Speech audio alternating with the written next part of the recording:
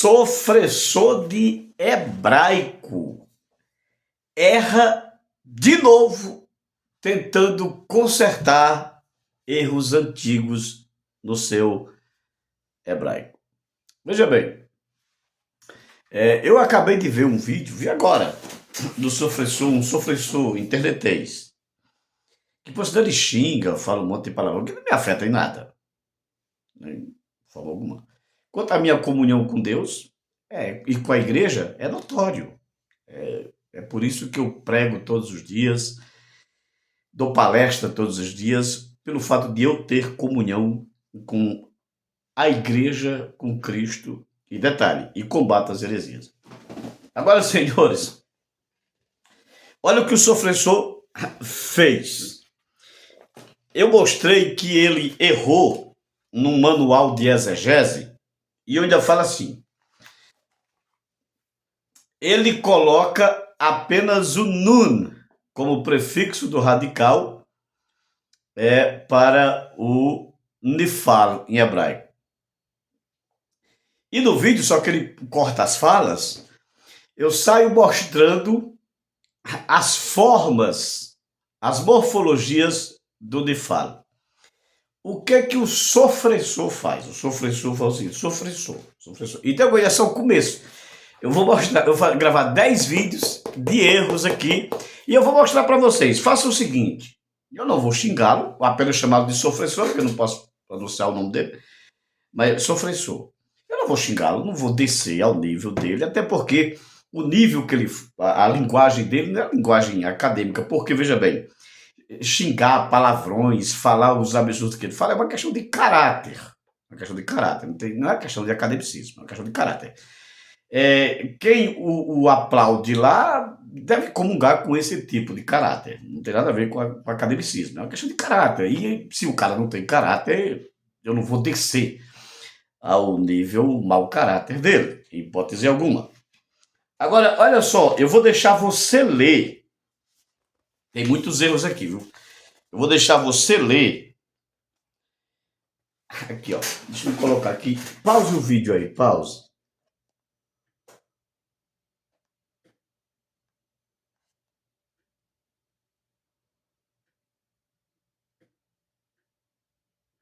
Ok, você pausou? Eu vou ler aqui. Ele sai apresentando uma forma em que o nifal, que por sinal eu li, ou seja, ele, na hora que eu vou ler o que ele coloca lá, o que está errado, ele, não, isso aqui eu não vou ouvir não, isso aqui eu não vou ouvir não, aí corta a minha fala, entendeu? Por quê? Porque eu leio na gramática do Ellen Ross, aqui, não só o Ellen Ross que eu tenho, não, aqui tem mais de 15 gramáticas de hebraico, fora as que possuem inglês. E detalhe, não sou professor de hebraico não, viu? O sofressor de hebraico é do lado de lá. Aí, olha só, eu vou ler primeiro aqui, tá? Vou ler primeiro aqui. A gramática. Escutem aí pra vocês verem a piada. Eu vi o vídeo, gente, mas eu ri demais. Primeiro com o desespero do sofressor, os xingamentos, revelando o caráter, né? O caráter do cidadão. Olha aqui, a gramática do Ellen Ross, falando sobre o nifal. Alguns verbos, o significado do nifal depende do contexto. Com outros verbos, será empregado somente um desses significados no nifal, independentemente do contexto. Então, eu li e apresentei que nifal apresenta geralmente a voz passiva do kal, mas também pode transmitir um significado reflexivo recíproco. Eu li, só que ele corta essa fala aqui, Essa minha fala ele corta, para me chamar de burro. Mas vocês assistem aqui e vão lá e vejam as papagaiadas. Ok? Ok. O que eu apresento dentro no meu vídeo, é que no manual de gramática, o professor fala uma coisa, e não entende o que está falando. Gente, tá claro, tá claro. O que aconteceu? Ele foi ler agora a gramática do Elenhoos, mostrou a gramática e tentou tapar o sol com a peneira. Mas eu acho que ele nem conhecia a gramática do Elenhoos. Ele citou, não sei nem como foi que ele citou a gramática, citou toda errada.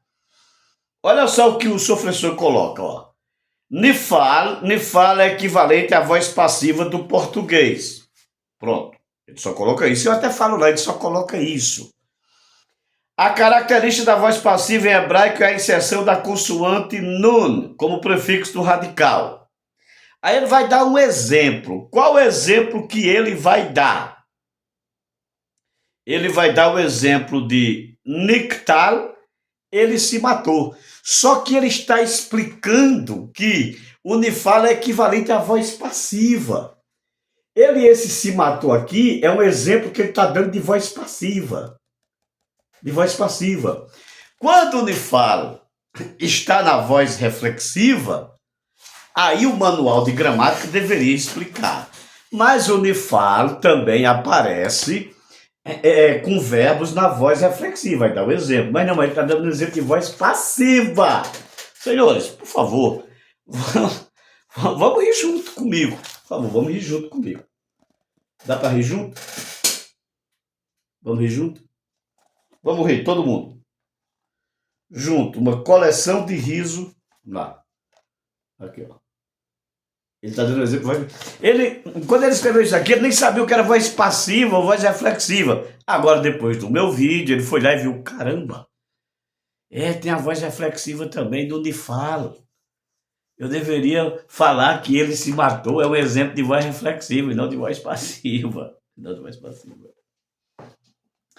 Então, ele está mostrando na gramática, aí todo mundo acha que o que ele está mostrando é certo, mas não é.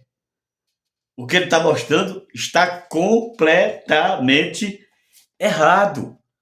Ô, professor, aí ele coloca isso, o que ele fala? Ele fala assim, isso é um manual de exegese, isso é uma gramática. Manual não é gramática. Ô, professor, o manual de exegese, eu posso vários manuais de exegese, eu vou fazer um vídeo só indicando manuais de exegese aqui para a galera. O manual de exegese, se é um manual, ele está ali justamente para explicar todas as formas de se fazer exegese das aplicações verbais ou nominais, não importa, ele tem que explicar, senão não é o manual. Agora, o manual que usa a parte da voz passiva, que eu falei isso no meu vídeo, é só você assistir o meu vídeo. A parte em que o verbo está na voz passiva, e dá um exemplo de voz reflexiva, para você dar um exemplo. Não, mas o nifal está na voz aparece com o verbo na voz reflexiva. Eu li isso no vídeo, professor. Eu li no vídeo. Só quando ele aparece na voz reflexiva, você tem que falar que ele aparece na voz reflexiva e dar um exemplo de voz reflexiva. Mas você fala, é a voz passiva do português e dá um exemplo de voz reflexiva. Ô, professor, o cara tem que ser muito maluco para entender que você está tentando tapar o sol com a peneira. Mas eu prometi e vou cumprir. Vai ficar mais feio.